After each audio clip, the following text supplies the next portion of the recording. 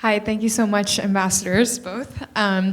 So as we look at your career, but also other leaders, and I've been learning in my educational journey about quite a few leaders, I've noticed that there's a lot of moments of investigate and pivot.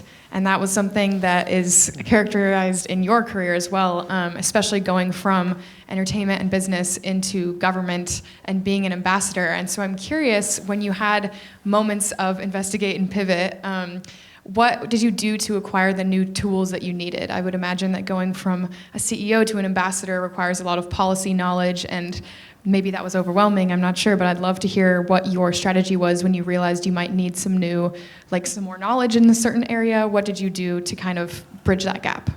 So if I understand the phrase investigate and pivot, what I think I'm hearing you say is you're in a job, you're not sure if it's your future, so you investigate other options, and if it works, you pivot towards that thing. Is that correct? I've never heard that phrase. I like that.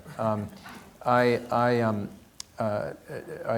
wish I could say that that's directly applicable to my career, but as I mentioned earlier, if you don't have in the back of your mind what your dream is, then you won't see it floating by, right? So I knew I wanted to be an ambassador, and so there was no debate about that. And people may not have seen the opportunities that I saw and took advantage of because it was always in the back of my mind. So I wasn't really, I was investigating since birth, this idea, and it just so happened that, I was able to pick up the pieces.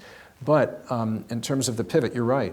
To be a Sue Cobb ambassador, an ambassador winning the Cobb Award at the State Department, you can't just be a fundraiser. You can't just be somebody who's a businessman but not a diplomat. You have to have the whole package. And in my case, I think the reason I'm so lucky is that the Rivkin Award that I told you about was done since I was 6 years old.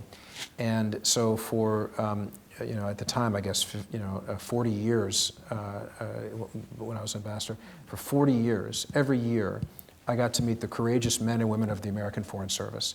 I got to see people that were so much smarter than me, who were not paid market rates, were paid well below what they should be paid, and who risk their own lives every day in many parts of the world. They're my heroes. So I grew up with people that I worshiped in many ways, and finally to arrive at this embassy surrounded by them was an amazing experience for me. So, and the embassy helps you get on your feet. The whole political ambassador thing is, I think Ambassador Cobb, I think maybe needs some help in terms of training these ambassadors. I know that you know FSI very well, but it's about individual effort. So I interviewed 15 former ambassadors. I made lists of what I would do differently if I was at post. I learned about pitfalls and other problems that political ambassadors had.